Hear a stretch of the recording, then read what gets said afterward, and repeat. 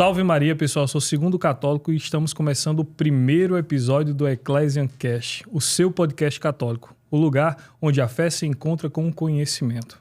A paz de Jesus, amor de Maria, eu sou o Juninho Alves e esse episódio do EcclesianCast está chegando até você graças aos nossos apoiadores, nossos parceiros, que são para nós instrumentos da divina providência e permitem que esse mergulho na fé católica chegue até você, chegue até a sua casa, o seu celular, o seu trabalho, no seu carro, enfim. E para registrar a importância dos nossos apoiadores aqui, o primeiro deles são os mapas catequéticos do perfil Caminhando com Deus, que meu amigo Segundo já conhece, já divulga há bastante tempo. Fala um pouquinho para a gente, Segundo. Pois é, para quem segue as minhas redes sociais já conhece os mapas catequéticos católicos, em um tempo em que a gente encontra a catequese tão fragmentada devido à teologia da libertação e a tudo que a gente enfrenta sendo católico. Os mapas catequéticos católicos trazem, de fato, a doutrina da Santa Igreja Católica para você que quer conhecer mais a fé católica, para uma catequese familiar, a catequese dos seus filhos e, principalmente, para você que é catequista. Se você quer um material rico sobre a doutrina da Santa Igreja Católica, sobre as Sagradas Escrituras, tanto Antigo e Novo Testamento, e também para defender os principais dogmas marianos, adquira já os mapas catequéticos católicos. Material de excelente qualidade e rico sobre a doutrina da Santa Igreja Católica. Falando em conhecer, o EcclesianCast se propõe a isso, a passar esse conhecimento da fé católica para você que nos acompanha. Nossa exploração do conhecimento católico, quem está também conosco é a Voajar, que tem todas as soluções para a tua viagem, seja aéreo, hotel, turismo, seguro viagem, cruzeiro, gestão de milhas. E já estamos aí organizando, quem sabe, logo em breve, um cruzeiro católico. Se Deus quiser, já é um dos planos aqui para o futuro próximo, e também viagens católicas, e também não só católicas, como qualquer viagem que você está organizando para fazer nesse final de ano, início de ano, com sua família, com seus filhos. Procure já a Voajar, o melhor preço do Brasil e a melhor qualidade. E se você for o nosso seguidor... Se você for o nosso seguidor e falar que veio através do EcclesianCast, o seu pacote de viagens tem a partir de 5% até 60% de desconto. E isso é para quem é o nosso seguidor. Falou que veio pelo EcclesianCast ou pelas nossas redes sociais, você tem de 5% até 60% de desconto no seu pacote de viagem ou na sua viagem, seja lá para onde for. Então, acompanhe as redes sociais da Voajar e, se você quer viajar, o caminho é a Voajar. Também conosco, parceiro do EcclesianCast, a Saint, né? A marca de quem procura qualidade e oração. Para você estar bem vestido, evangelizando, levando a palavra e se sentindo bonitão aí, né? Como esse moletom maravilhoso aí de São Francisco de Assis. Aqui foi recorde de vendas aqui da Saint. Aqui. Eu postei uma foto recentemente, viralizou na internet. Esse moletom exclusivo aqui da Saint. Você já catequiza só em se vestir. E brevemente iremos lançar 3 camisas exclusivas com a Saint, uma de São Padre Pio, uma de Santa Terezinha e também uma da Virgem Maria com o título Theotokos. Então fiquem ligados, acompanhe a Saint nas redes sociais, siga os nossos perfis em todas as plataformas digitais e vista-se com Saint. Seja santo até nas vestimentas. E falando em santo, né, nesse podcast que se propõe a partilhar a riqueza da fé católica, hoje a gente tem a graça, nesse primeiro podcast, né, ser abençoado com a presença de um padre, um sacerdote. A gente vai bater um papo aqui hoje com o nosso querido Padre Cláudio Meirelles. Seja bem-vindo, Padre, sua bênção. Então, olá, Juninho, olá, Segundo, Deus abençoe. Deus abençoe também todos aqueles que nos acompanham através desse podcast. E é uma alegria estar aqui com vocês nesse primeiro podcast para poder partilhar um pouco da vida, partilhar um pouco daquilo que Deus manifesta na nossa vida. Então, uma alegria estar aqui com vocês nesse momento. Padre, eu já conheço o senhor tem alguns anos, a gente partilhou momentos na comunidade Servos de Maria, acompanhei um pouco desse processo da caminhada do senhor, junto com o Evinho, junto com o Lavoisier e tantos amigos que a gente fez lá no Retiro. Mas o pessoal de casa não conhece. Então, quem é o Padre Cláudio Meirelles? Quem é, de fato, como o senhor conheceu e discerniu, de fato, a vocação sacerdotal? Conta para o pessoal aqui quem é, de fato, o Padre Cláudio. Bom, ao falar sobre vocação, às vezes nós escutamos tantas pessoas, tantos irmãos meus do ministério partilhar sobre a vocação e alguns, às vezes, vão falar que desde criança ali tinha um desejo de ser padre. Na verdade, quando eu vou falar da minha vocação, é totalmente o contrário. Eu não queria ser padre, então não desejava ser padre, achava muito bonito Sempre achei uma beleza. Mas pros outros, né? Para os outros. É para os outros, para mim não. Então, é muito bonito. E eu creio que, de fato, eu achava muito belo e muito grande o sacerdócio, né? Então, como é algo muito belo e muito grande, então não é para mim. Então, não dá para mim isso. Então, a Servos de Maria, quando nós nos conhecemos, ajudou muito a avivar essa chama do chamado de Deus. Então, aonde que eu não queria ser padre, achava muito bonito ser padre, mas me achava muito indigno de tamanha graça. Então, ali nas Servos de Maria, quando nós nos conhecemos, através de experiências profundas de oração, já tinha o conhecimento, já tinha tido meu encontro pessoal com Deus, mas sobre vocação, sempre quando me questionavam, ficava naquela grande interrogação, né? Então, o que Deus quer de mim? E ao mesmo tempo que eu me achava indigno de tamanha graça, eu também tinha muito medo de não fazer a vontade de Deus. Então, vejamos a grande crise que me encontrava aqui, de não fazer a vontade de Deus e também de não me achar digno de tamanho ministério, né? Então, foi através ali de momentos de experiência com a Eucaristia. Após o retiro das Servos, ali, um daqueles retiros, creio que do retiro do ano de 2010, então, após um retiro daquele do mês de janeiro, então, fiquei numa crise tremenda entre casar, entre ser padre. Até namorava, entrei em um relacionamento, passei quase 3 anos de um relacionamento, e ali via que faltava algo para mim. Então, e surgia sempre aquele tamanho medo. Será o que eu não quero deixar de fazer a vontade de Deus.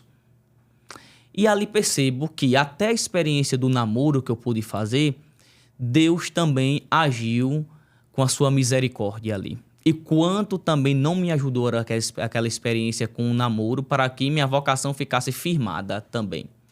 Então, foi através de muitas crises, muitas interrogações, muitos questionamentos diante de Deus que decidi dar os primeiros passos. Com que idade o senhor decidiu? Com 17 anos. 17 anos. 17 que idade anos, o senhor tem agora? Tenho 30.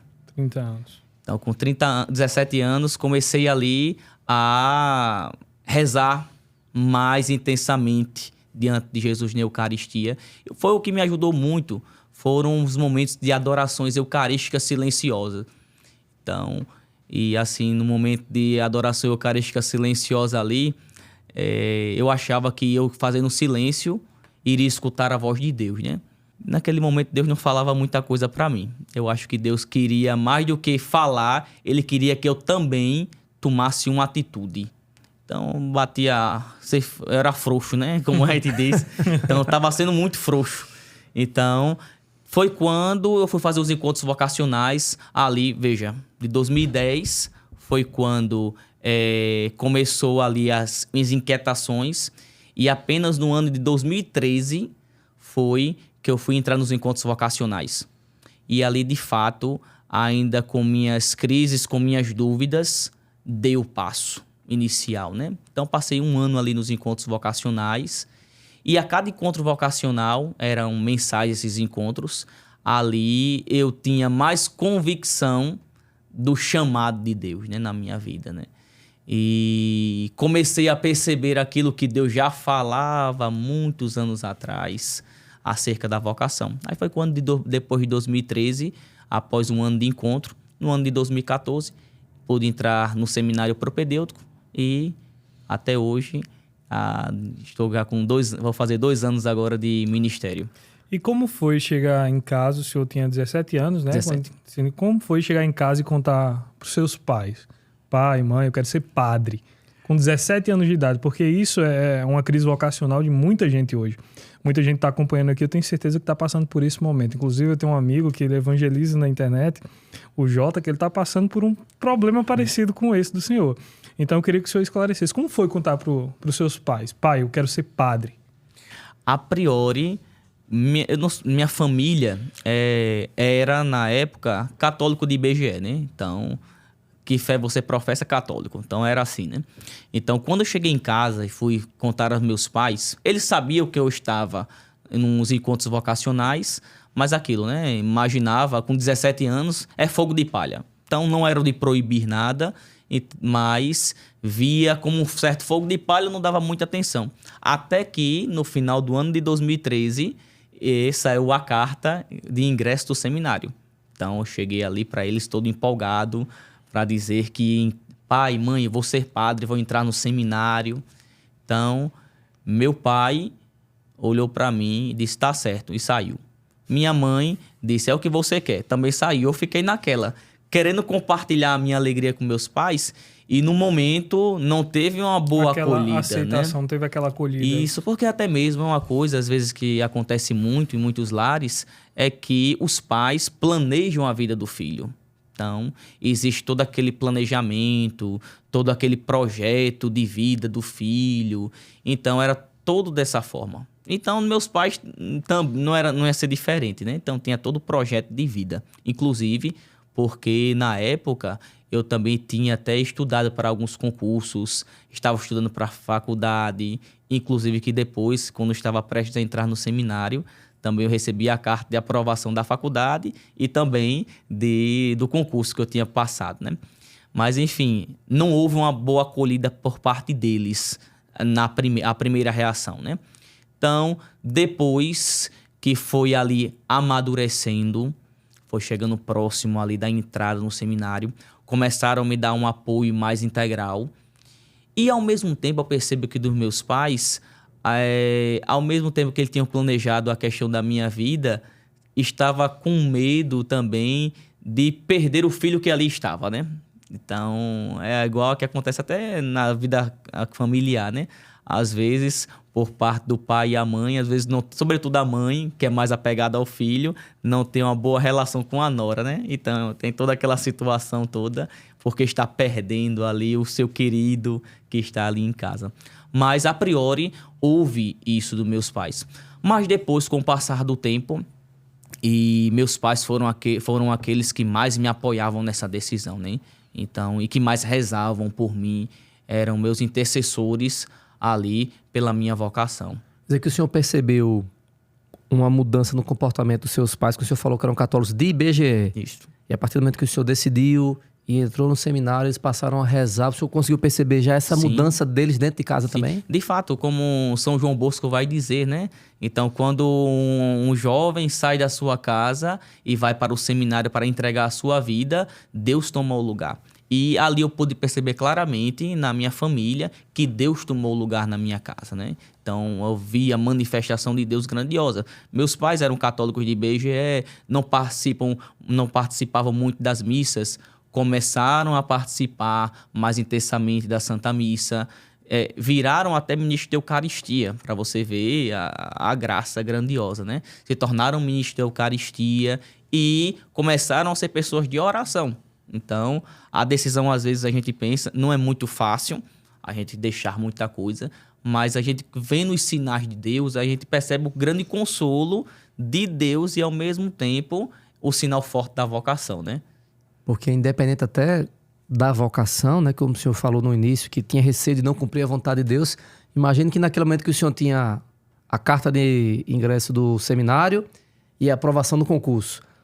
Se tivesse optado pelo concurso, essa mudança na vida de sua família realmente não teria acontecido. Pois é. E até mesmo quando eu já estava prestes a entrar no seminário, quando recebi a carta de aprovação do concurso, eu entrei em outra crise. Estava tudo bem até chegar essa carta.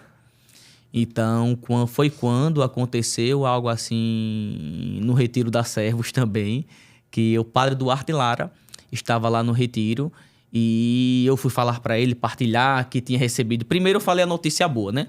Que tinha entrado no seminário. E depois a notícia que estava me deixando na crise. Então ele se alegrou com o meu ingresso no seminário. E depois fui partilhar com o padre Duarte a crise que eu tinha recebido, também isso. E eu falava para ele, como eu disse há pouco, né? O meu medo tremendo era de não fazer a vontade de Deus. Então, eu tinha um grande medo de não estar fazendo a vontade de Deus.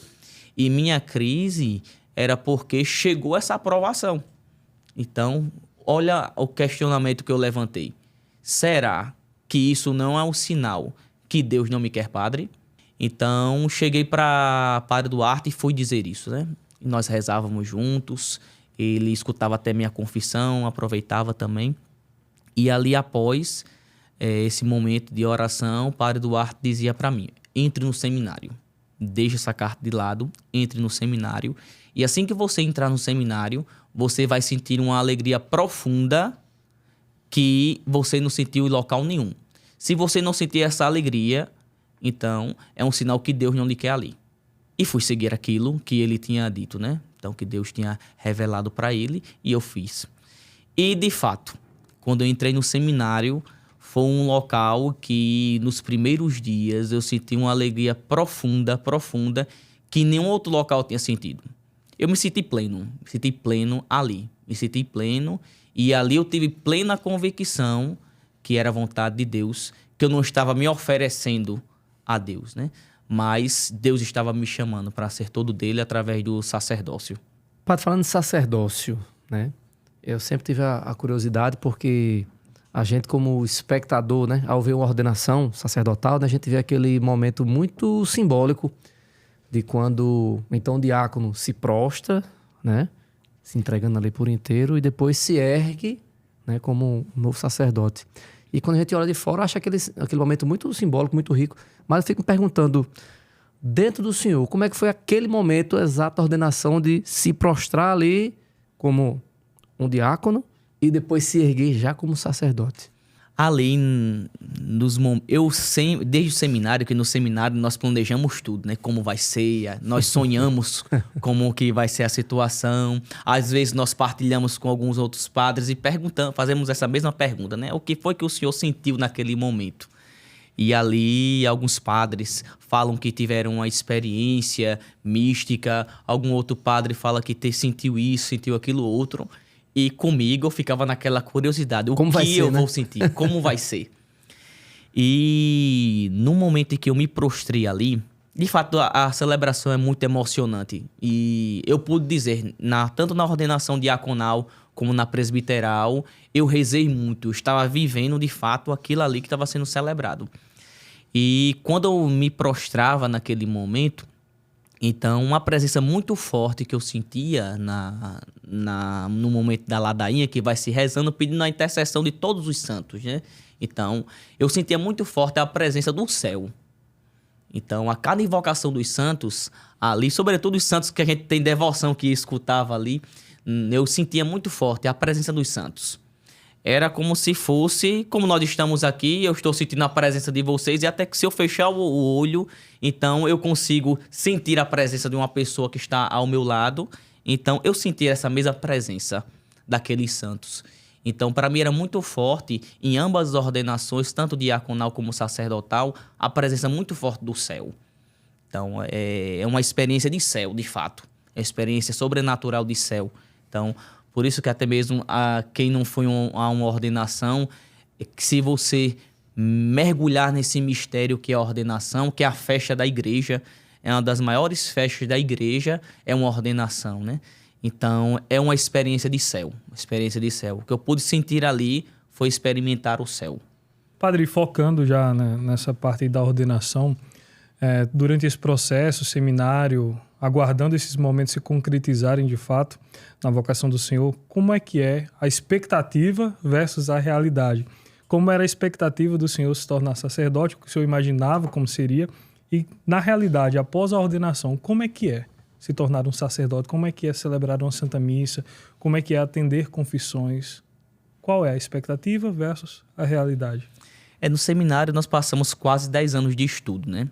Então, em 10 anos, a gente está ali para passar todo um processo formativo, até os documentos da igreja vai nos ensinar que cada etapa formativa nós vamos aprendendo a ser como Cristo, o Alter Christi. Então, tem o processo do discipulado. Antes de você agir como Cristo, você deve passar a ser discípulo dele, né? E depois existe no período formativo, que é já o término do seminário, que é o período chamado configurativo. em que nós começamos a estudar, aprofundar diante da configuração que um dia como padre eu serei configurado a Cristo, né? Ser um outro Cristo. Então, nós estudamos muito no seminário, nós aprendemos muita coisa no seminário, mas a expectativa versus realidade, a realidade é totalmente diferente daquilo que a gente espera, né? Então, os livros nos ajudam muito. Isso aqui eu não quero desprezar a teologia, a filosofia, é de uma riqueza tremenda. Então, a gente começa a amar a fé, como São Pedro vai nos ensinar em sua carta, é preciso dar razão à nossa fé, nós começamos a dar razão à nossa fé, nos ensinamentos doutrinários, tudo, mas a prática é totalmente diferente. Diferente porque você toca em Deus, você estuda sobre Deus, mas você tocar em Deus é totalmente diferente. Então, olhar na teoria, eu olhava para as minhas mãos às vezes e começava a olhar para as minhas mãos e falava, meu Jesus, o que será dessas minhas mãos depois que eu for ordenado?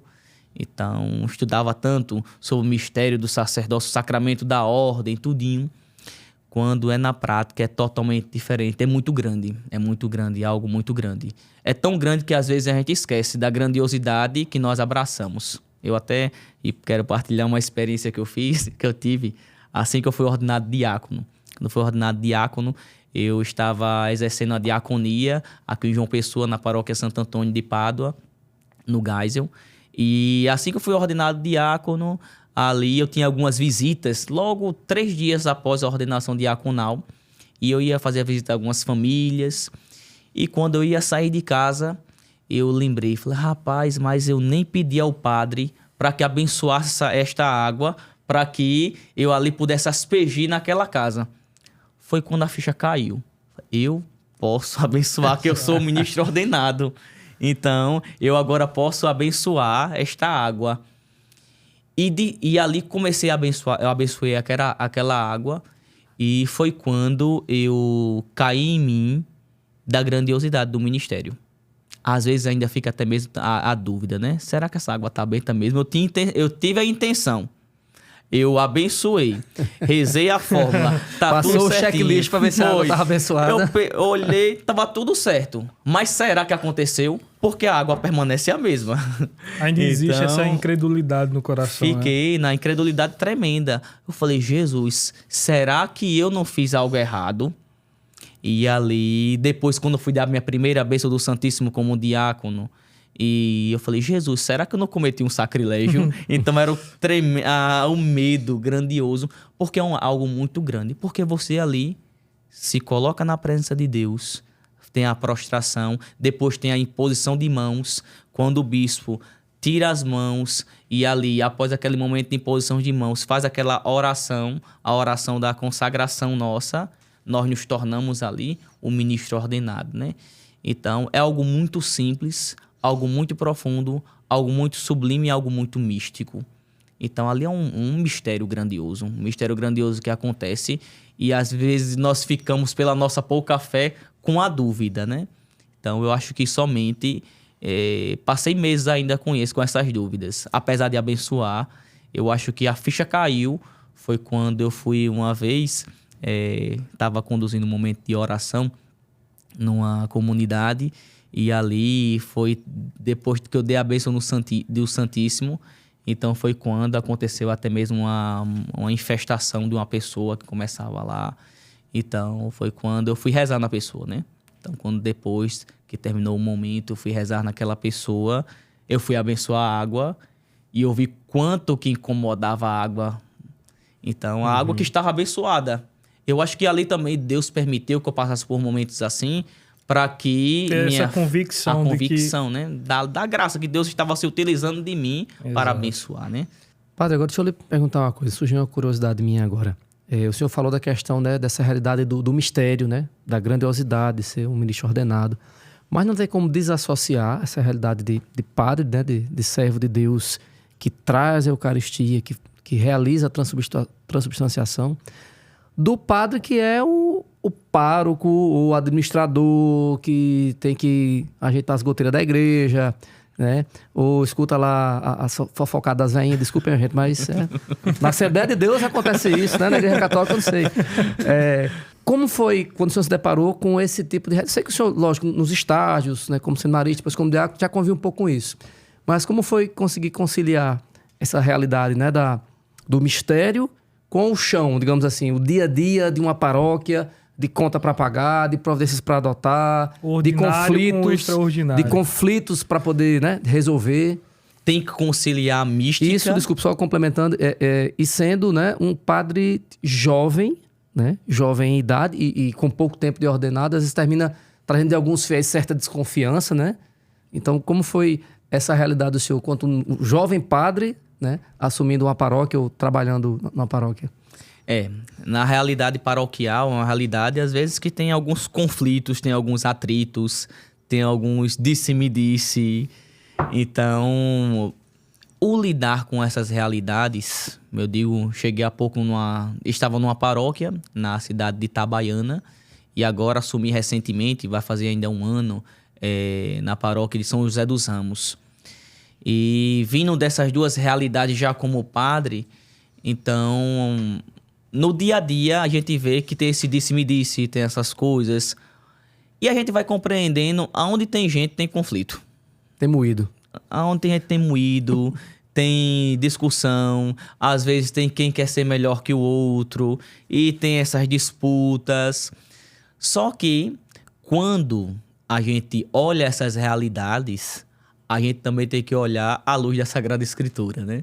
Então, a gente vê que realidades assim de disse-me-disse, até entre os discípulos haviam.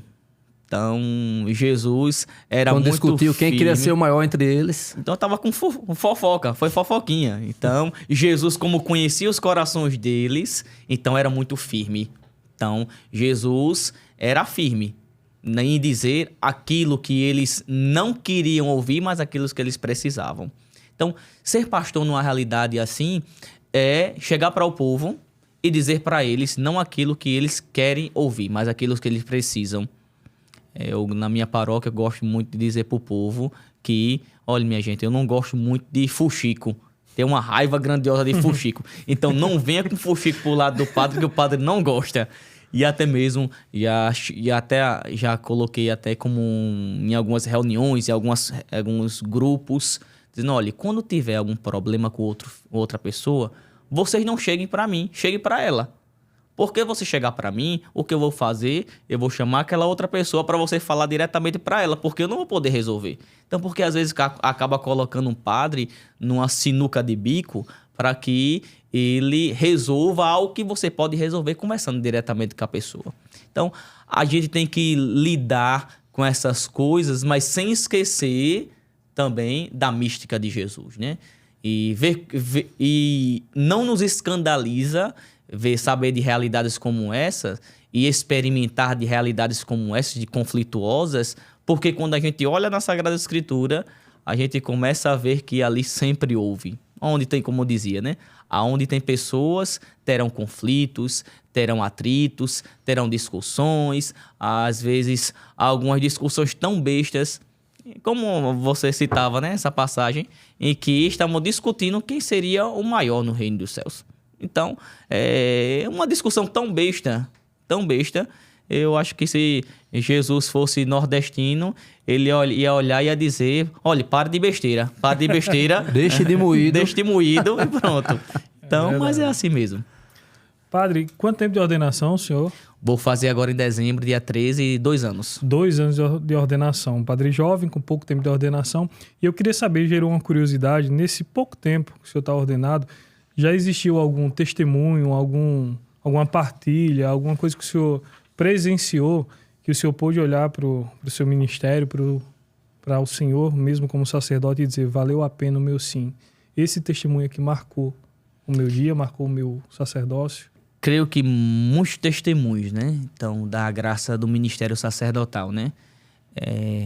Desde uma santa missa, desde uma pregação, desde um sacramento da confissão, né? Então, nós vemos um número de pessoas, assim, alcançadas através de um ministério, né? Então a gente vê pessoas que começam a ter experiência de Deus através do ministério sacerdotal. Então a gente pode dizer que vale a pena, né?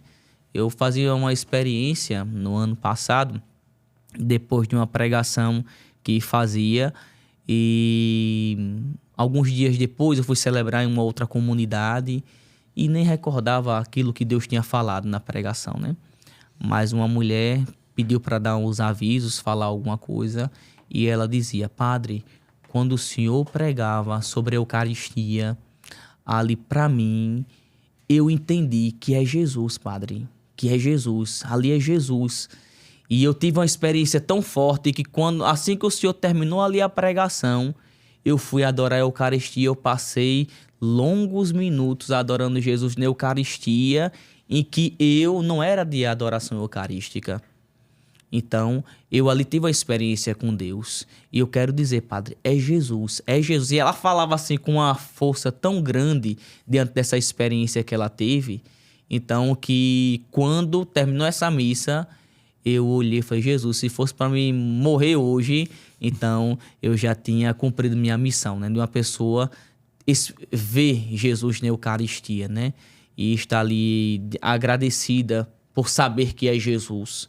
E falava do tamanho amor de Jesus por nós. E também outras experiências que eu pude também, desde rezar nas redes sociais, às vezes novena de Natal, em que as pessoas não se preparavam bem para o Natal. E às vezes tem até algumas novenas de Natal que não levam muito à oração. Então, e rezando com as pessoas ali, as pessoas se prepararam para um Natal de fato. E chegaram testemunhos a dizer: padre, eu pude me preparar de fato para o Natal, para viver essa experiência do Natal. Também outros testemunhos de uma quaresma de São Miguel, que vem sendo ultimamente tão forte. E eu comecei a rezar também, eu rezei esse ano, foi o 2º ano, né? Então, ano passado eu fui rezar com o intuito de rezar para mim e mais umas 10 pessoas, né? Então, eu vou rezar com o povo. Sempre fui de rezar quaresma pessoal, mas comecei a rezar com o povo. Então, comecei a rezar e o número de almas que iam ali para rezar a quaresma, porque eu fui rezar a quaresma já pensando, acho que o povo não vem muito, porque todo mundo já reza com o Frei Gilson, com o Instituto Hesed, que vem sendo uma bênção, uma graça de Deus. Então, eu comecei a rezar ali na paróquia, achei que não, o povo não iria, né? Mas, pelo contrário, as pessoas abraçaram e as pessoas que começaram a rezar a quaresma não eram pessoas que estavam inseridas na igreja, eram pessoas que não estavam inseridas. E começaram a partir daquilo ali, irem à missa, procurar o sacramento da confissão, isso no ano passado, esse ano de maneira muito maior, agora nessa paróquia que eu estou. Então as pessoas procurando, então pessoas que não viviam a vida sacramental, hoje que já vivem a vida de sacramento da confissão, não perdem a missa, pessoas que adoram a Eucaristia, pessoas também que até, isso é muito comum, que não é um comum que eu acho bom, que é as pessoas não viverem a vida matrimonial, viverem juntas. Então, pessoas que estão procurando o sacramento, a vida sacramental mesmo. Então, eu vejo depois os corações gratos com isso, né? E quando as pessoas vêm sempre me agradecer, padre, muito obrigado por proporcionar momentos de oração assim, por rezar conosco. Eu digo a vocês que não me envaidece, porque é o momento que eu vejo que é manifestação de Deus. É um momento que não me envaidece absolutamente nada, porque ali eu percebo claramente que é manifestação de Deus, porque eu não sei fazer absolutamente nada. Eu vejo que Deus é que faz tudo. Então, é uma graça. Partilhando com o segundo hoje, padre, eu pessoalmente tenho uma teoria que assim, o povo gosta de, eu chamo assim de padre. Porque às vezes tem padre que é mais burocrata, padre que, né, contextualiza muito o momento político, enfim.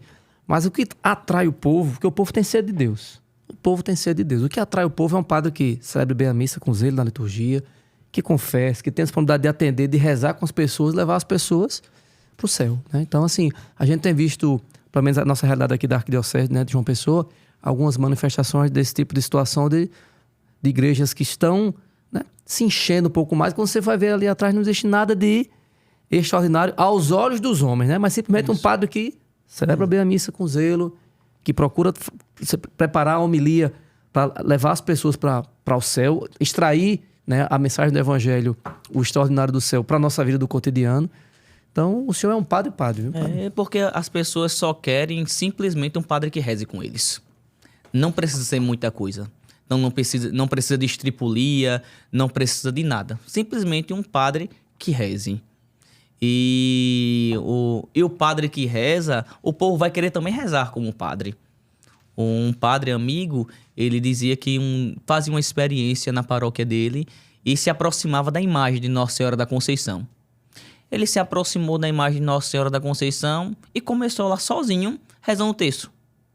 Depois foi se ajoelhar e começou a rezar o terço. E ali diante da imagem de Nossa Senhora da Conceição, daqui a pouco, foi chegando um fiel, depois foi chegando outra, depois foi chegando outro. Quando ele foi ver, já tinha quase 30 pessoas ali rezando com ele, porque o padre estava rezando. Então, somente rezar. Então, a sede de Deus, do povo, a sede dos padres que o povo tem hoje é um padre que simplesmente reze com eles. E reze. E assim, porque na oração a gente vai entendendo que nós somos instrumentos. E é Deus que irá falar. É Deus que irá fazer na vida daquelas pessoas. E é o que o povo quer. O povo não quer me escutar. Então, eu tenho que entender que meus paroquianos não vão para a missa para me escutar. O povo quer escutar Deus. E eu gosto sempre, quando eu vou celebrar uma missa, é o que eu peço ao Senhor, né? Que não seja eu que fale nada ali antes da homilia. E a minha oração que eu faço pessoal ali, na presença de Deus, é dizer: Senhor, que não seja eu que fale absolutamente nada. Porque eu sei que quem chegar vazio, com as minhas palavras, vai voltar vazio.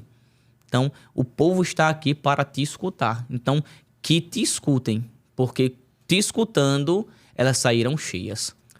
O senhor falando a respeito, só para finalizar, o senhor falando a respeito que quando o padre reza, a comunidade também reza junto. Eu só lembrei aqui de Paulo, das palavras de Paulo: sede meus imitadores, como eu sou de Cristo. Então, um padre que reza, leva a comunidade a rezar. Eu sempre digo, o sacerdote ele não é responsável unicamente pela sua alma, como também pelas almas da sua comunidade. Se um sacerdote ele é fiel à igreja, ele faz aquilo que a igreja designou ele para fazer, levar o povo para o céu. Ele tem essas duas possibilidades. Ou ele vai para o céu e leva a sua comunidade consigo, ou ele vai para o inferno e guia muitas almas também consigo para o inferno. Então, a obrigação do sacerdote, nesse papel que ele exerce, é único. Um leigo não pode fazer isso. Você junta 1 milhão de leigos e não consegue celebrar uma missa. Mas para celebrar uma missa, você só precisa de um sacerdote. E é uma graça sobrenatural mesmo, porque antes de ser padre, eu fui leigo, né? Então, você fazer uma pregação como um leigo e você fazer uma pregação como padre é totalmente diferente. Com certeza. Você pode falar a mesma coisa, mas um padre falar a mesma coisa diferente. Então, é uma graça, é pura graça, Então, isso alcança. E isso você falava, segundo, era por isso que eu tinha medo de ser padre. Então, de não estar fazendo a vontade de Deus. Porque sabia que se eu não estivesse fazendo a vontade de Deus, poderia levar muitas almas para o inferno. Mas isso é uma boa preocupação do senhor, porque aí o senhor celebra com zelo, celebra com cuidado e sabendo sempre das suas obrigações como sacerdote. E isso, às vezes, é o que falta em grande parte dos párocos que a gente encontra no Brasil por aí. Espalhando teologia da libertação, fazendo do púlpito um palanque político. Então é muito complicado. A gente vê esse tipo de coisa e fica revoltado, mas a gente é apenas leigo. Quem sou eu como leigo para questionar um bispo, para questionar um sacerdote? Ele sabe muito bem, até melhor do que eu, quais são suas preocupações e suas obrigações. Então é muito bom quando a gente encontra um padre que é de fato padre, que faz aquilo que foi ordenado para fazer. Então é muito bom ter esse convívio, essa conversa com o Senhor e saber que eu convivi com o Senhor antes da ordenação e agora após a ordenação. E ver esse exemplo de santidade que o Senhor passa para mim como um amigo, para a sua comunidade como o sacerdote daquela comunidade, é muito bom, porque eu tenho certeza que muitas almas alcançarão o céu devido ao sim que o Senhor deu. São apenas 2 anos de ordenação do Senhor. Pouco tempo nessa paróquia. Mas eu tenho certeza que muitas vidas estão sendo mudadas pelo seu sim. porque eu sei da missão do Senhor, eu sei o zelo que o Senhor tem pela Sagrada Eucaristia, e eu sei que o papel que o Senhor está exercendo lá é para levar almas para o céu. O Senhor exerce o papel para o qual foi ordenado. E é muito grato estar com um sacerdote que é, de fato, padre, com letra maiúscula, um padre de verdade aqui. Então, quero agradecer ao Senhor mais uma vez por se fazer presente aqui e compartilhar conosco esses testemunhos e essas palavras de tanta sabedoria e discernimento. É um padre, né? Exatamente. E aí, você tá gostando daqui do nosso podcast? Não se esqueça de curtir, comenta aí abaixo, né, o que mais tocou aqui nas palavras do Padre Cláudio com a gente. Compartilha o link daqui do vídeo e, por favor, se inscreve no canal, né? Clica no botãozinho aqui, se inscrever em algum lugar aqui embaixo na tela. Se inscreva no canal para que a gente continue espalhando essa boa notícia do EcclesiaCast, um podcast que se propõe a ser um meio do povo de Deus ter acesso à riqueza da fé católica, na sua essência, né? E quem está nos ajudando a promover esse conhecimento da fé católica são os nossos parceiros, que a gente quer mais uma vez aqui agradecer aos mapas catequéticos do perfil Caminho de Deus. Caminhando com Deus. Caminhando com Deus. Segundo é melhor você falar para não...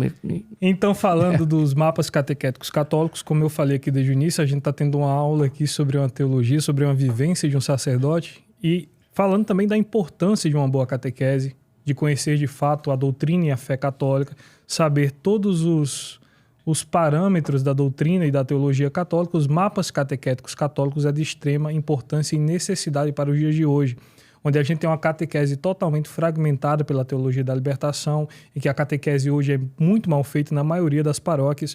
Os mapas catequéticos católicos trazem de fato a doutrina da Santa Igreja Católica, com cronologia bíblica do Antigo e Novo Testamento, falando dos principais personagens das Sagradas Escrituras, os principais dogmas marianos e como defendê-los, e também a doutrina da Santa Igreja Católica de uma forma mais ampla. Então, se você quer catequizar os seus filhos, se você quer aprender mais sobre a doutrina da Santa Igreja Católica, para você que é catequista, esse material é essencial para formar novos católicos, conhecendo de fato e vivendo a doutrina da Santa Igreja Católica. Então, adquira já os mapas catequéticos católicos. E aí você conhece e vive a doutrina católica com os mapas catequéticos, e aí vai fazer o quê? Vai viajar, vai conhecer Nossa Senhora Aparecida, vai conhecer a Canção Nova, né? Outros destinos aí que você pode ter uma experiência de fé com a Voajar, nossa parceira também aqui do EcclesiaCast, onde você tem todas as soluções para aéreo, hotel, turismo, seguro viagem, cruzeiro, gestão de milhas, cruzeiro, hein? Cruzeiro católico, hein, segundo? Quem sabe? Em breve, se Deus quiser. E aí tá bonitão lá, conhecendo com os mapas catequéticos, viajando com a Voajar, e tá lá todo bonitão, usando a camisa da Saint, a marca de quem procura qualidade e oração. Essa camisa aqui, como eu já falei, sucesso de vendas da Saint, o moletom de São Francisco de Assis. Tanto tem o moletom quanto tem a camisa básica. Então tem todos os modelos para homem, mulher, criança, o que vocês quiserem. Você evangeliza apenas com as suas vestimentas. Então seja católico de fato, viva a fé católica. E como falou aqui sobre a Voajar, se você quer peregrinar pelos santuários do Brasil ou fazer qualquer outra viagem que seja com a sua família ou com sua esposa, seja lá com quem for, os melhores preços e a melhor qualidade é com a Voajar. Para quem é nosso seguidor e acompanha a EcclesiaCast, você tem descontos de 5% até 60%. Quantos por cento, segundo? 60% de desconto para quem quiser viajar, viu? E usar o nosso cupom. Então, se você está programando uma viagem para esse final de ano ou para início do ano, busque já a Voajar, o melhor preço e a melhor qualidade. Vista-se para essa viagem com a Saint. É isso aí. Padre, ontem, quando a gente estava aqui nos preparativos para a gravação, né? Segundo lá no perfil dele, abriu uma caixinha de perguntas no Instagram, pedindo alguns toques para que a gente pudesse aqui partilhar dúvidas do povo de Deus para o senhor que está aqui com a gente, né? E um deles foi o nosso irmão chamado Maicon, né?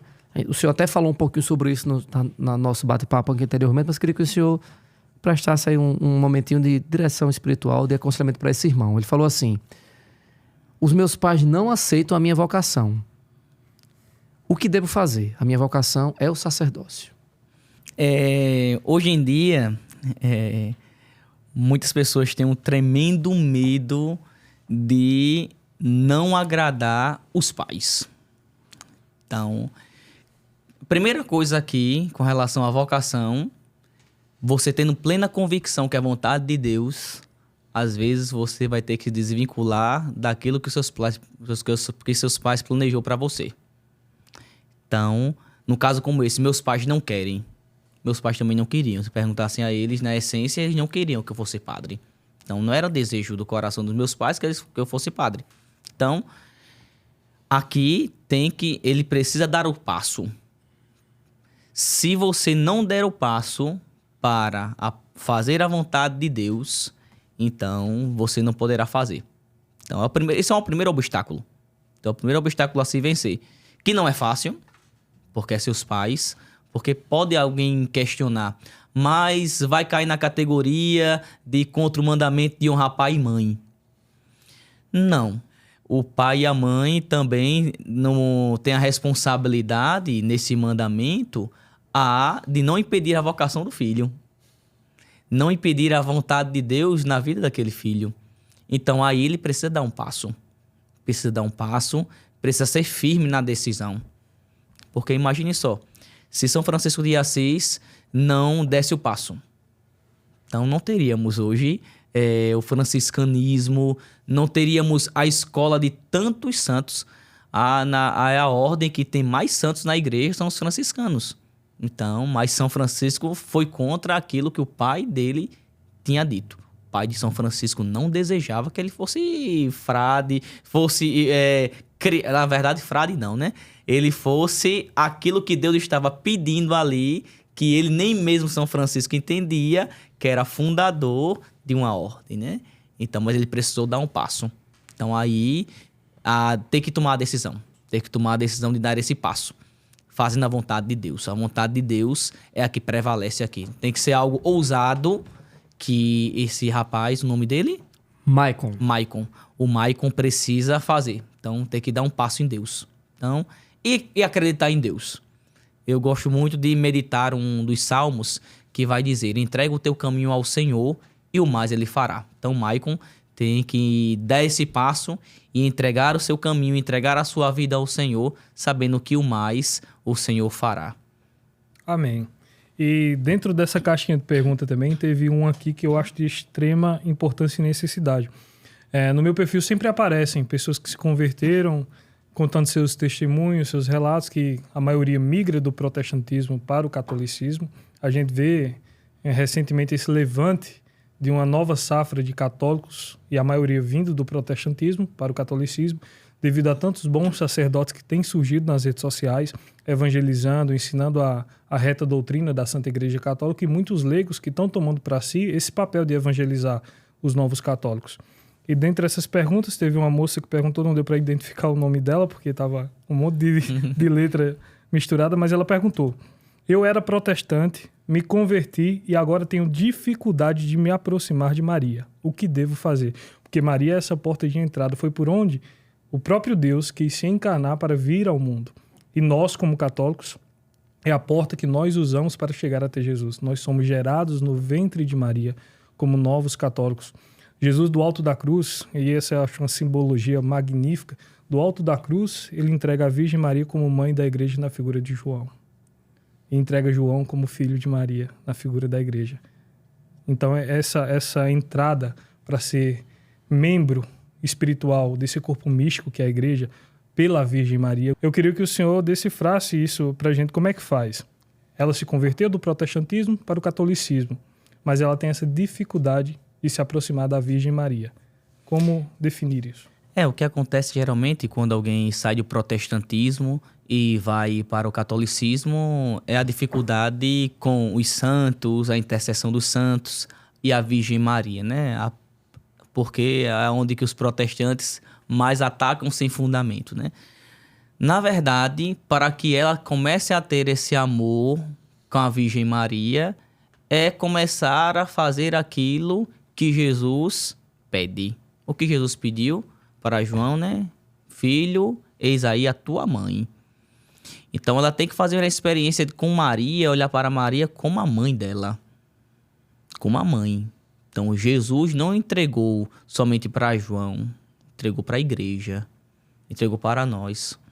Então, assim como ela ama a mãe, e assim como ela tem um vínculo com a mãe, também se tiver, que às vezes também, hoje, às vezes as filhas, os filhos não tem uma boa relação com a mãe, é o que dificulta até mesmo às vezes, e nós acompanhamos alguns casos de pessoas, até mesmo católicos mesmos, que têm uma dificuldade de ter uma proximidade com Nossa Senhora, porque teve um trauma com a figura materna. Até mesmo assim como pessoas têm traumas com a figura paterna, e ali tem uma dificuldade tremenda de se aproximar de Deus como Pai. Até às vezes a oração do Pai Nosso é uma oração dificultosa. Então, no caso, ela precisa fazer uma experiência de Maria e olhar para Maria como uma mãe. A partir do momento que ela começar a fazer essa experiência de Maria como mãe, como aquela mãe que cuida, a mãe tem um jeito dela. A mãe tem um jeito de cuidar.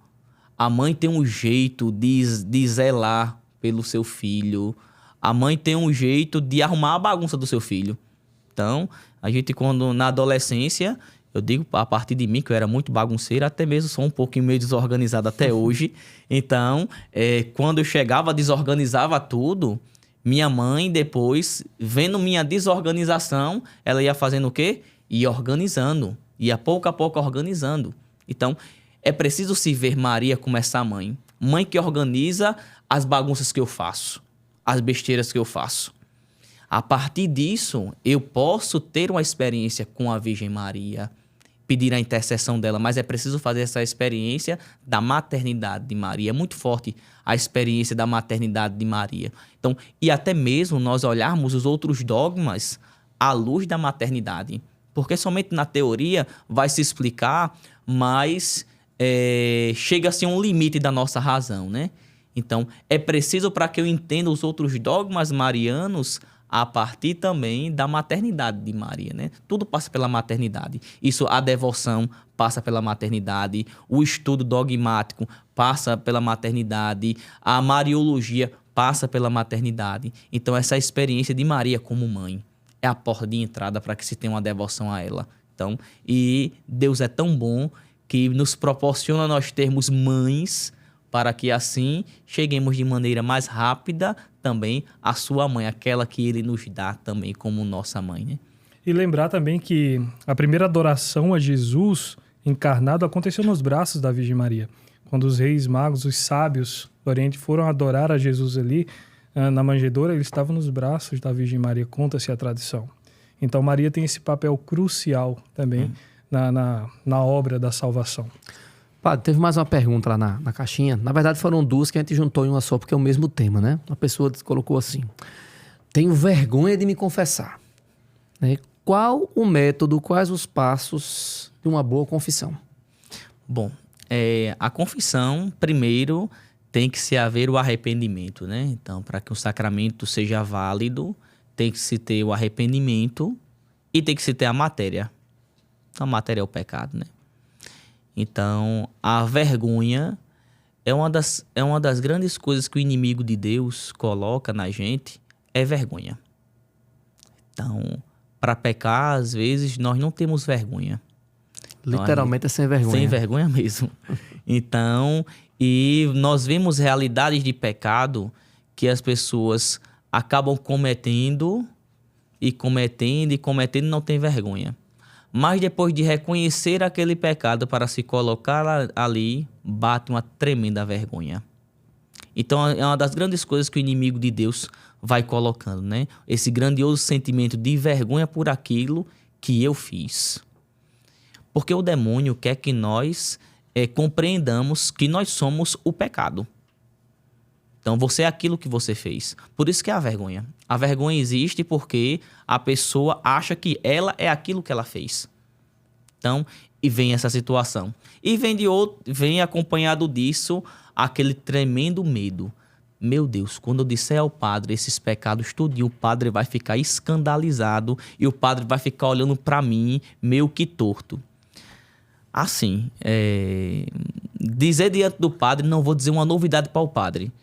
Então, nós não iremos escutar nunca uma novidade. Dificilmente vai ter um pecado inventado novo, né, eu acho Apenas a sua primeira confissão vai ser novidade dali. Então, você vai dizer ali os pecados, todos os pecados que você está dizendo, eu já escutei. Então, porque para ser pecado tem que estar nos 10 mandamentos.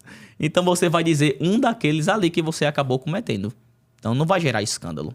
Então, as pessoas até mesmo quando às vezes se aproximam com a vergonha tremenda e ali estou escutando, para mim não é nenhuma novidade.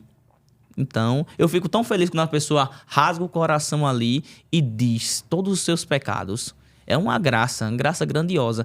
E, ao mesmo, quando a pessoa vai começando a dizer, ali soltar às vezes com a timidez tremenda, a pessoa mesmo vai entendendo ali de Deus, e é a graça do sacramento, que ela não é aquilo.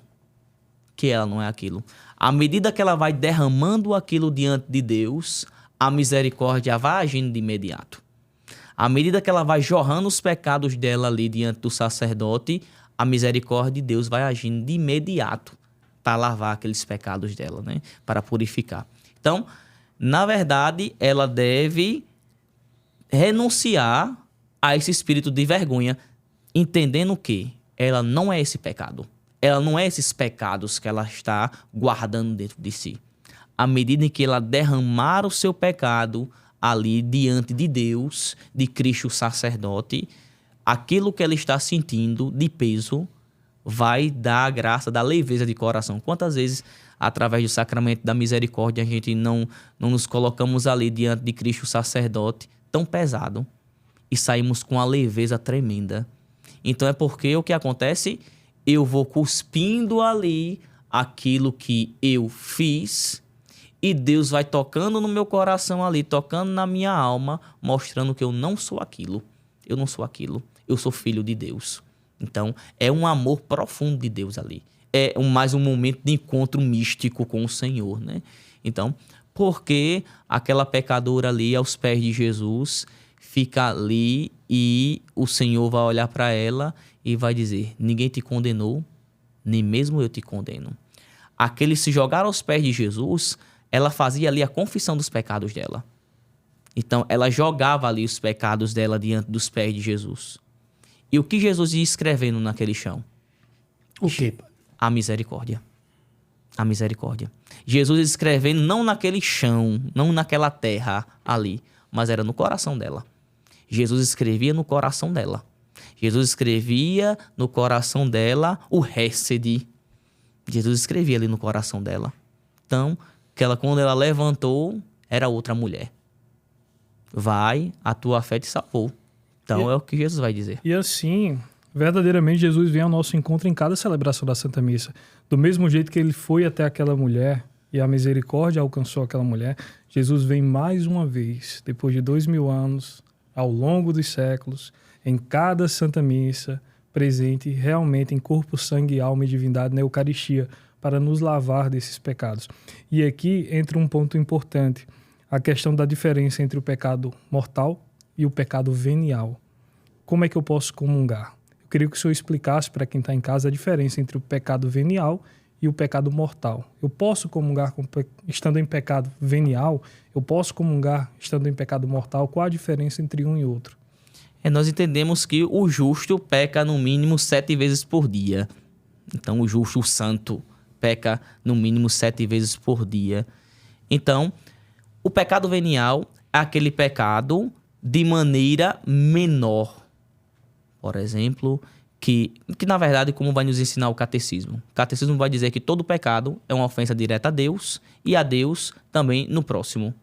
Então, é a definição de pecado. A partir de pecado, nós vamos entender, como vai nos ensinar o catecismo, pecado venial e pecado mortal. Pecado venial são aqueles pecados que ofendem a Deus, mas de maneira menor. O pecado mortal são aqueles diretamente aos 10 mandamentos. Porque todos nós temos a tendência ao pecado, né? Temos a inclinação ao pecado. Então, com a nossa inclinação ao pecado, nós acabamos tendo tendências pecaminosas. E com as tendências pecaminosas, às vezes, nós nos deixamos atrair por um olhar.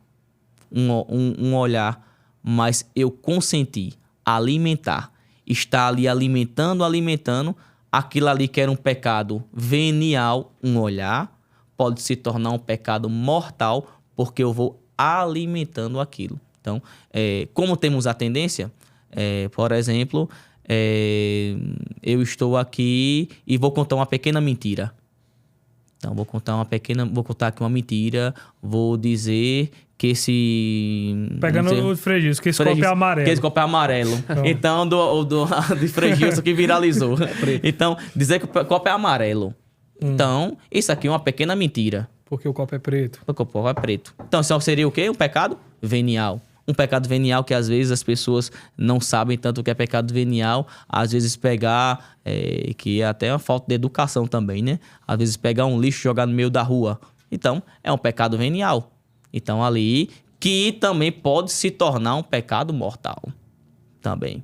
Então, a maneira que eu também for jogar aquilo, aonde que eu vou jogar, então pode se tornar um pecado mortal. A partir também da questão da mentira.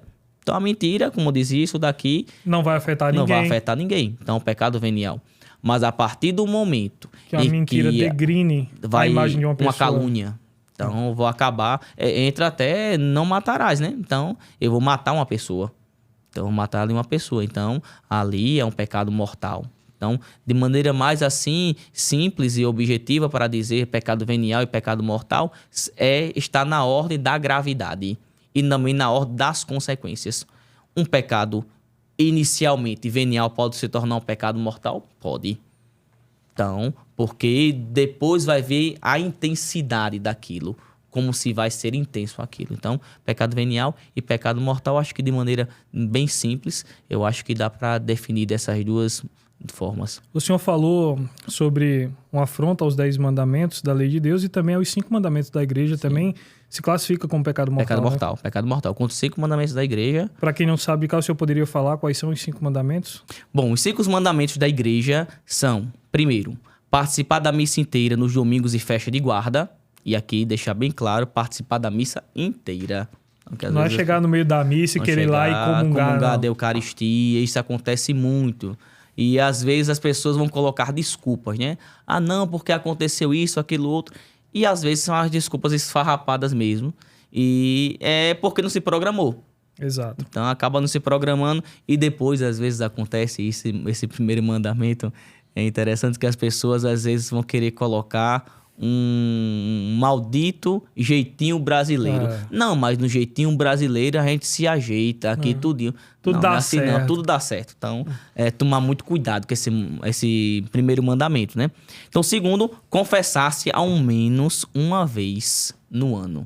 Isso aqui também causa um grande problema. Tem gente que pensa que assim, ao menos uma vez na vida, né? Pois é. Então, quando acontece isso, as pessoas... Quando acontecem, às vezes, também, né? Quando não quer se confessar, não me confesso a Deus. E o problema é pegar isso ao pé da letra. Tipo, vamos confessar uma vez por ano e só. Aí vai pra missa e comunga estando em pecado mortal. Então, Esse é um problema. Uma vez, no então, mínimo. É ter consciência, ter discernimento de que você está em pecado mortal. Você não é que você tem, você necessita para o seu próprio bem estar confessado para comungar. Se você comunga em pecado mortal, você está comungando a sua própria condenação. Então, isso é muito sério. Se você está em pecado mortal, se quer comungar, que é necessário para a nossa salvação comungar, confesse-se primeiro para depois buscar a comunhão. Pode ser. E até mesmo a questão da pessoa faltar à missa. Faltar à missa aos domingos é pecado mortal. Então, muitas pessoas não têm consciência disso, que faltar à missa aos domingos é pecado mortal. Aí vai na outra missa e já quer comungar. Já quer comungar. Você tem que confessar que você faltou à Santa Missa para você poder entrar na fila da comunhão e comungar. Algumas pessoas ficam escandalizadas com isso. E eu digo que na minha paróquia, quando eu vou falar, gerou um grande escândalo no povo. Então, o povo, mas padre, faltar a missa padre, eu fui domingo. Pra festa de Toninho, não sei o quê, pois banho da carne. Eu fui pra festa. Padre, mas também o domingo não é o dia da família. Eu falei, não, o domingo é o dia do Senhor, não é o dia da família. Por isso que eu falo da questão da catequese ser bem feita. É necessário a catequese ser bem feita, porque isso é o básico do básico da igreja, mas a maioria não sabe. Por isso que se faz necessário um material católico, uma catequese bem feita dos sacerdotes, dos catequistas, para ensinar o básico da fé católica para as pessoas viverem, de fato, a doutrina da Santa Igreja. E, de fato, a catequese nossa é muito defasada e muito relativista. Então, principalmente depois dessa revolução cultural que aconteceu no Brasil, esse marxismo cultural, essa questão da teologia da libertação que tem fragmentado a catequese ao longo dos anos. Você vê aí... Olha, tem movimentos da igreja que eu gosto. Eu gosto de grande parte. Mas eu até falei recentemente, o pessoal causa uma confusão entre o movimento jovem da igreja, que é uma coisa muito bom e é necessário que tenha um movimento jovem, uma pastoral jovem, para as pessoas, para a catequese também, para os ensinamentos e para aqueles jovens viverem a fé católica, mas tem uma diferença desses movimentos para a PJ, a Pastoral da Juventude. Esse movimento PJ, que tem a cruzinha lá vermelha com J, eu detesto esse movimento. Calma um segundo. Eu detesto esse movimento. Eu falei recentemente a respeito, o pessoal mistura, mas uma coisa é o movimento em si intitulado PJ, outra coisa é uma pastoral independente da juventude, que acolhe os jovens e levam eles para o caminho da fé católica. Outra coisa é esse movimento. Esse movimento é uma porta que a teologia da libertação usa para transformar esses jovens em massa de manobra. É para isso que serve a PJ aqui no Brasil.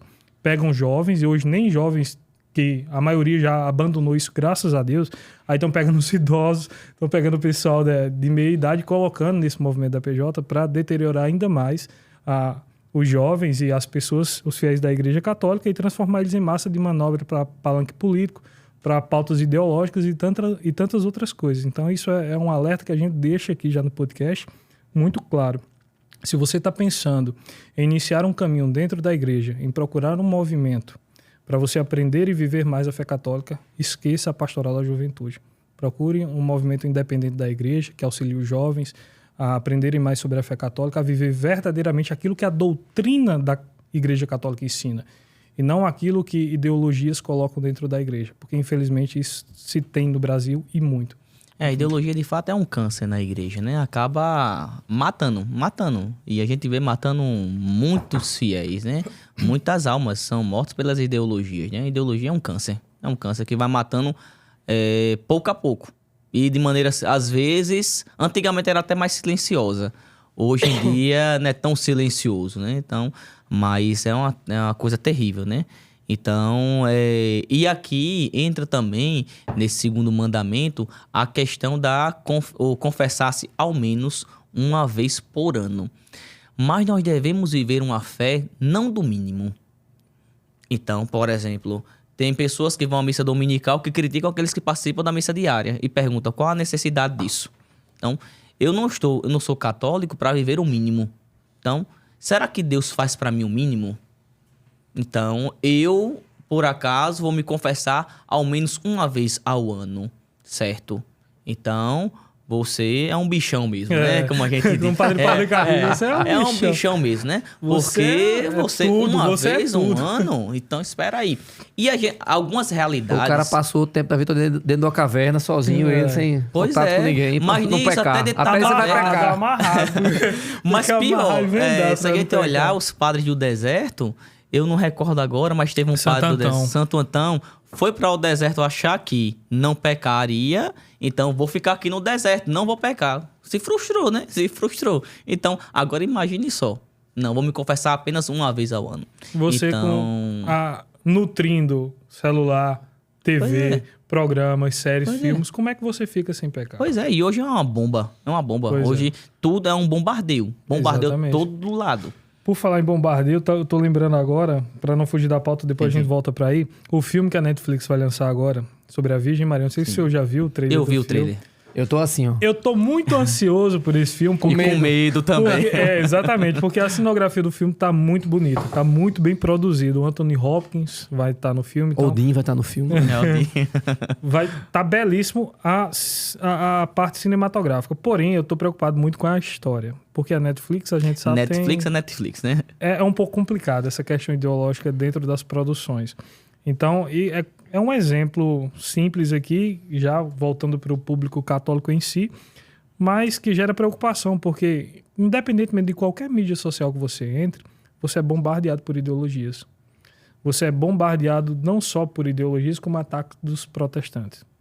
Isso eu falo com propriedade, porque todos os dias eu já recebi ameaça contra a minha vida, eu já recebi ameaça de processo, xingamento.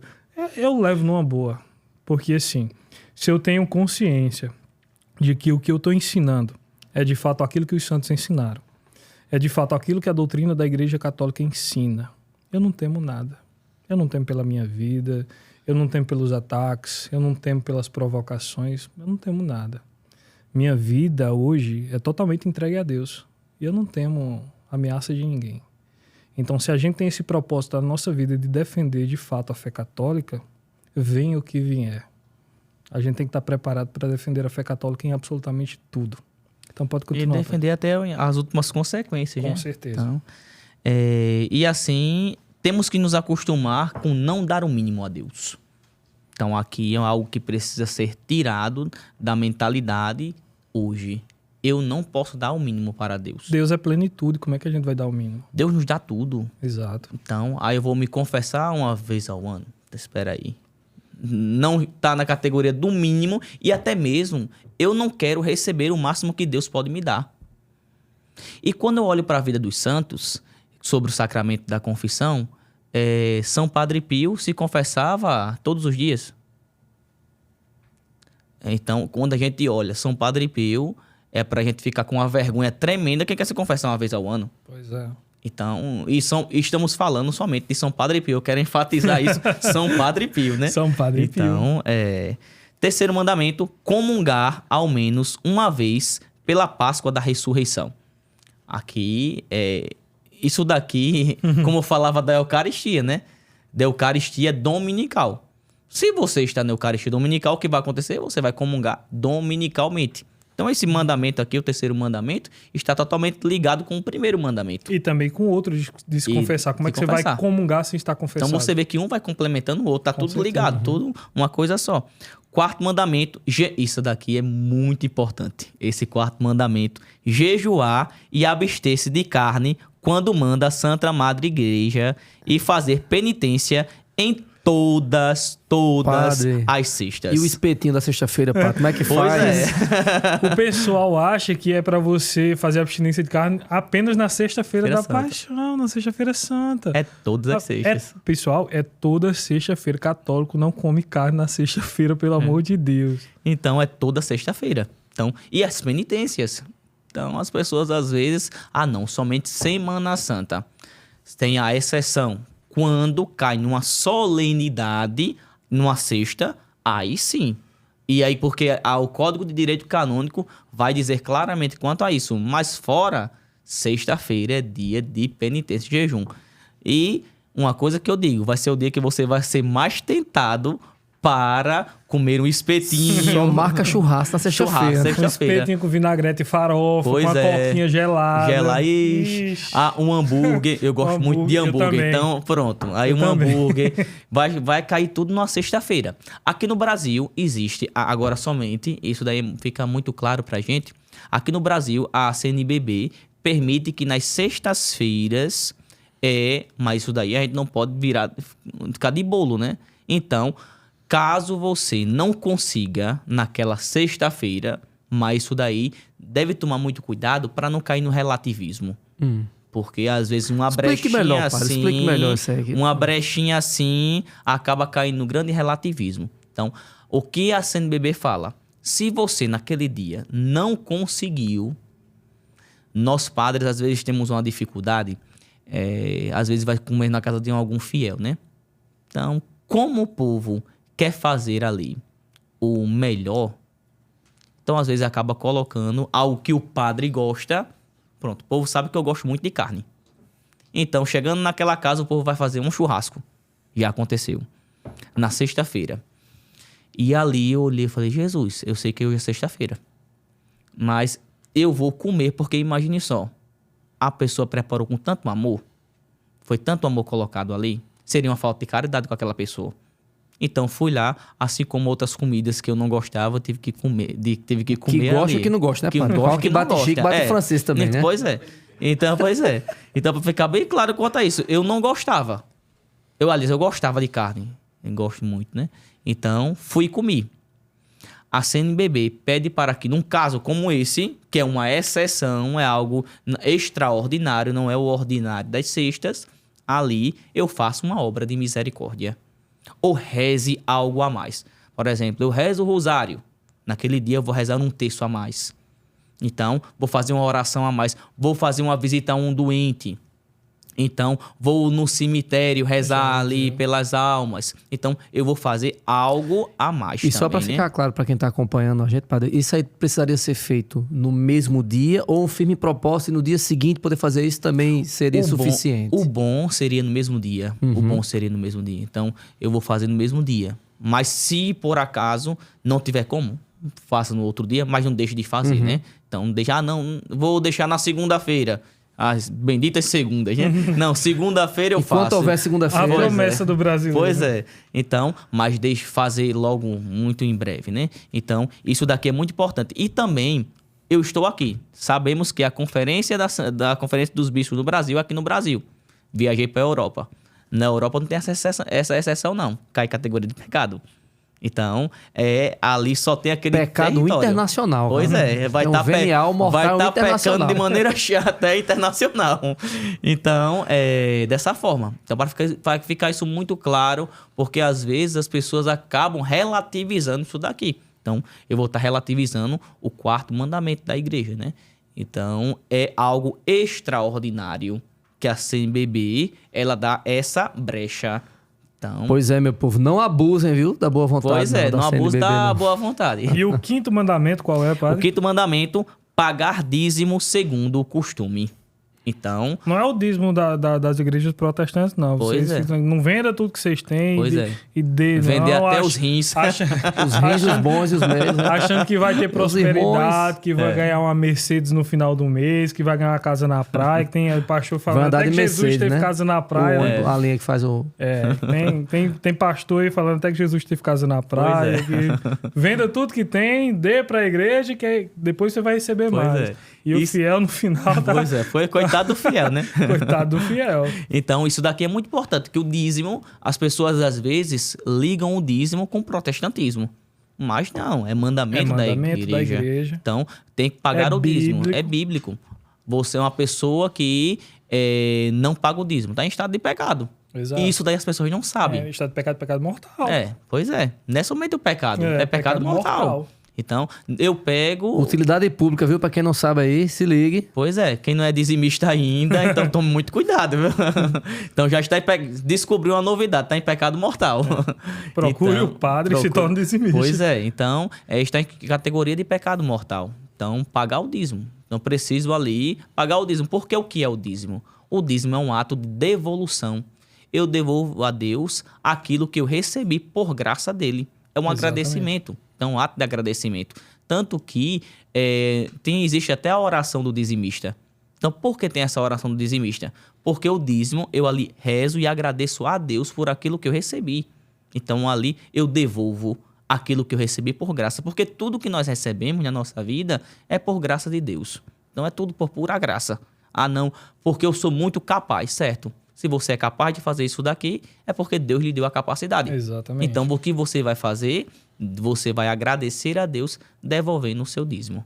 E esse relativismo aqui que o senhor estava falando agora há pouco entra até nessa parte do dízimo também, porque muitos pensam, quem é de fora da igreja, quem não conhece de fato a doutrina da Santa Igreja, as escrituras dizem, não, mas eu não vou dar dinheiro para a igreja não vou enriquecer a igreja, né? O padre que a igreja é rica e Deus não pede dinheiro, Deus não precisa de dinheiro. Eles acham que o governo fornece energia de graça, que o pessoal que vai limpar lá limpa de graça, que os produtos de limpeza da igreja são de graça, que tudo aquilo para manter a igreja vem de graça. As pessoas não entendem que a igreja, para abrir qualquer dia da semana, tem um custo e é necessário de dinheiro para cobrir essas despesas que a igreja tem. Então o dízimo também sempre você ajuda na obra de Cristo, quando você ajuda a sua paróquia com o dízimo. E você falava algo aí interessante, segundo, que às vezes as pessoas vão falar o seguinte, isso a gente vê muito em comentários em redes sociais, muito. que as pessoas vão dizer o seguinte, não, a igreja é riquíssima, então se o Vaticano vendesse todos os seus bens, tiraria o povo da fome. Essa é então, clássica. Isso daí vai dizer... Minha gente, é umas coisas que a gente às vezes lê que a gente não queria nem ler. Nessas horas a gente queria ser analfabeto para não ler, né? Não pode nem desler, né, pai? Pois é. Então, na verdade, o Vaticano vai vender todos os bens para alimentar toda a população mundial. Jesus vai dizer, pobre sempre tereis. Exatamente. Então, uma das coisas que a gente for pegar a palavra. Então, Jesus vai dizer, pobre sempre tereis. Vai dizer a Judas. Então, temos que compreender o seguinte, a Igreja Católica é a maior instituição de caridade do mundo. Só na África são mais de 60% dos hospitais, escolas e orfanatos que é mantido pela Igreja Católica. Se a Igreja Católica saísse da África, mais de 60% ou 70% dos hospitais, escolas, creches, orfanatos, leprosários, tudo isso seria fechado. Porque a Igreja Católica, só para reforçar, é a maior instituição de caridade do mundo e sempre foi. A Igreja Católica é responsável pela criação dos hospitais, dos orfanatos, dos leprosários, das faculdades. E ainda tem gente que bobalhão que vai para a internet falar que a Igreja Católica é contra a ciência, que a Igreja Católica atrasou a evolução do mundo, sendo que foi a Igreja Católica que impulsionou a evolução do mundo. Tem que ler Fides et Ratio. Tem razão. Então, e a gente vê quanto a isso, para onde vai meu dízimo? Alguém pode perguntar, para onde vai meu dízimo? Seu dízimo vai para a paróquia, para manutenção, o custo que tem na paróquia, todos os custos, mas também tem que lembrar que vai uma porcentagem para a diocese. Então, e da diocese também tem os custos nível diocese. E a diocese depois repassa para o Vaticano, que do Vaticano vai para todas essas instituições de caridade. Então, se mantém graças ao dízimo. Então, para onde vai meu dízimo? Seu dízimo, você está fazendo a sua parte como fiel para ajudar nas instituições de caridade do mundo. Então, aquela obra que tem lá na África, que a gente acabou de falar a respeito aqui, é o seu dízimo aqui no sertão da Paraíba que está indo para lá. Vai para lá. Você, na Igreja Católica, você pode ter essa consciência limpa. O dízimo que eu oferto na igreja está, de fato, ajudando outras pessoas. Nas igrejas protestantes, eu não vou dizer que isso aconteça. Eu acho difícil, na maioria, né? Pode ter uma que tem uma pessoa que está ali à frente que é uma pessoa honesta, mas na maioria a gente sabe que não vai. Mas na Igreja Católica você tem plena consciência porque você sabe que a Igreja Católica é a maior instituição de caridade do mundo. Todo esse dinheiro vai destinado a isso, né? Quantas santas casas não tem aqui no Brasil? Quantas casas de acolhimento não tem aqui no Brasil? Totalmente gratuitas e sustentadas pela Santa Igreja Católica. Então eu me orgulho muito de abrir a boca e dizer eu pertenço àquela Igreja Apostólica de Cristo, aquela igreja que nasceu lá na cruz, aquela igreja que passou pelos mártires, que foi propagada pela fé apostólica, que os santos, como São Tomás de Aquino, Santo Agostinho, Santo Inácio de Antioquia, São Policarpo de Esmirna, tantos grandes santos que viveram essa fé e deram a sua vida por essa fé, eu posso abrir a boca hoje e dizer 2000 anos depois que eu pertenço àquela mesma igreja que foi instituída por Jesus Cristo. Quem pode dizer que adora o fundador da sua igreja? Só o católico pode. Quem é protestante pode dizer que adora o fundador da igreja dele? Não pode. Porque o fundador da igreja dele é um homem, é um pastor comum, é um homem comum. Mas eu posso abrir a boca e dizer, eu adoro um único ser. Até o Google sabe, né? Até o Google quem foi o fundador. Eu posso adorar o fundador da minha igreja, porque quem fundou a minha igreja foi Jesus Cristo. E isso é belo dizer. Só o católico pode dizer isso. Então a gente vê quanto que não é assistido.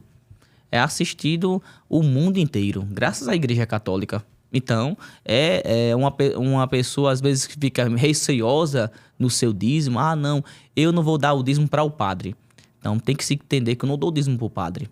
Ah, não.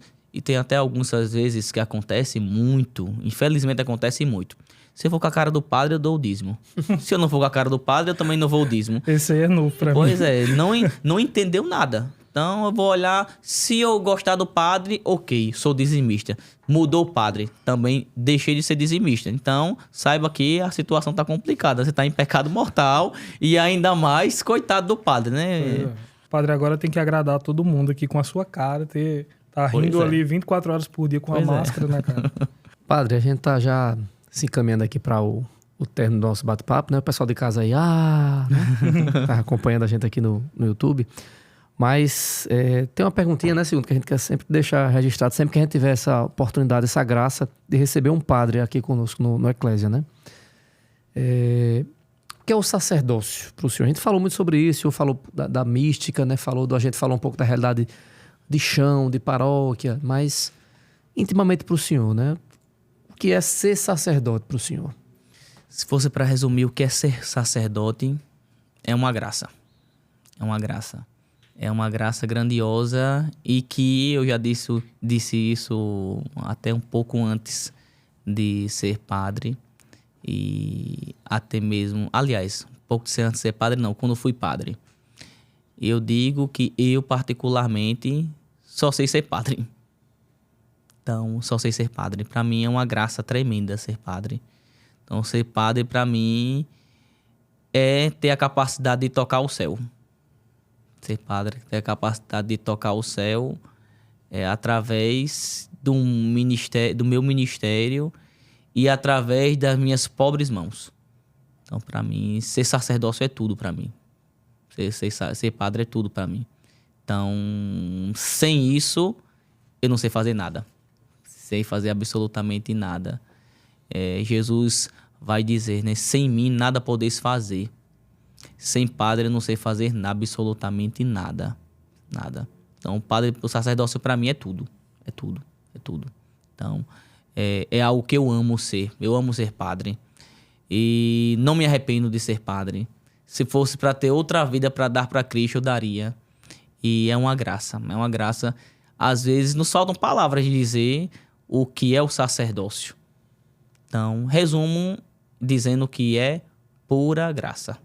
Pura graça. E para finalizar, eu vou fugir aqui um pouco do roteiro. Eu queria bater um bate-papo rápido aqui com o senhor. Eu falo uma coisa, o senhor responde. Um santo de devoção.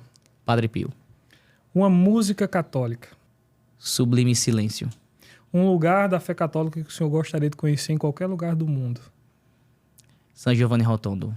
Um lugar que o senhor conheceu que marcou a sua vida. Simbres. Um papa de sua admiração. São João Paulo II. É isso. Pessoal, estivemos com o padre Cláudio Meirelles aqui, nesse primeiro episódio do Ecclesiancast, o seu podcast católico, onde a fé se encontra com conhecimento. Quero agradecer a todos vocês que participaram até aqui e não esqueça, inscreva-se no canal, curta o vídeo, compartilhe para que todos conheçam esse novo podcast católico aqui, que tenho certeza que vai ser de grande ajuda no seu crescimento espiritual e uma janela do céu na sua vida. O padre, gostaria que o senhor deixasse as redes sociais para quem quiser conhecer mais o trabalho do senhor, o seu ministério. Deixa aí o perfil do Instagram, YouTube, se o senhor tiver qualquer coisa. Fique à vontade.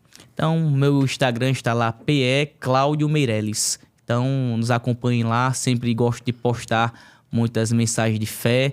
Também tem um grupo no WhatsApp chamado Totus Tus, que sempre coloco o itinerário de oração, desafios de oração ali, para vivermos uma vida próxima de Deus, uma vida junto com o Senhor. Então, tá lá no meu perfil, na bio do meu perfil, PE Cláudio Meirelles. Então, nos acompanhem lá para nós juntos caminharmos até o céu. É isso aí, gente. Chegando ao fim aqui do primeiro episódio do Ecclesiancast. Que você seja nosso parceiro, né? Esteja ladeando conosco nessa batalha de apresentar ao povo de Deus a riqueza que é a fé católica.